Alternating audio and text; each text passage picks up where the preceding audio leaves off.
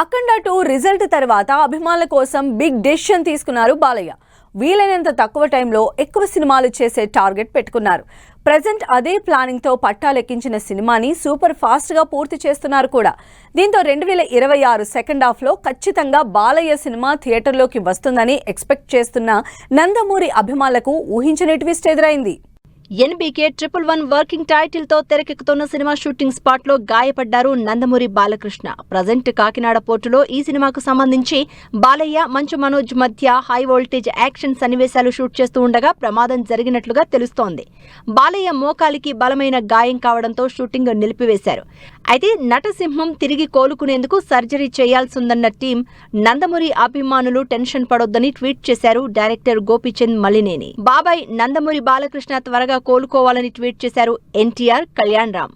అభిమానులు సైతం బాలయ్య వీలైనంత త్వరగా రికవర్ కావాలని కామెంట్ చేస్తున్నారు. వీరసింహారెడ్డి కాంబినేషన్ లో తెరకెక్కుతోన్న ఎన్బీకే 111 సినిమా కోసం హై ఎక్స్పెక్టేషన్స్ తో ఎదురు చూస్తున్నారు. ముంబై బ్యాక్ డ్రాప్ లో మాఫియా కథాంశంతో తెరకెక్కుతోన్న ఈ సినిమా ఇప్పటికే మేజర్ పోర్షన్ షూటింగ్ పూర్తి చేసుకున్నట్లుగా తెలుస్తోంది. దీంతో 2026 ఇయర్ ఎండింగ్ లో ఎన్బీకే 111 బాక్సాఫీస్ ముందుకొస్తుందని ఎదురు చూస్తున్న నందమూరి అభిమానులకు ఇప్పుడు ఊహించని ట్విస్ట్ ఎదురైంది. డైరెక్టర్ గోపీచంద్ మలినేని సినిమాతో పాటు శివ కొరటాలతోనూ ఓ సినిమాకి కమిట్ అయ్యారు నందమూరి బాలకృష్ణ. రీసెంట్ గా ఈ సినిమా గ్రాండ్ గా పూజా సెరమనీ కూడా పూర్తి చేసుకుంది. ఆగస్టు నుంచి Balayya, Koratala Siva cinema regular shooting మొదలవుతుందని ఇప్పటికే ప్రచారం కూడా జరిగింది.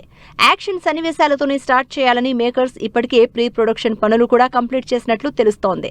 అయితే బాలయ్య మేజర్ ఇంజురీ కారణంగా ఈ సినిమా కూడా డిలే అయ్యే ఛాన్సెస్ కనిపిస్తున్నాయి. ఈ లెక్కన 2027 సంక్రాంతికి బాలయ్య, కొరటాల శివ సినిమా రిలీజ్ ఎంతవరకు పాసిబుల్ అనే కామెంట్స్ కూడా వినిపిస్తున్నాయి.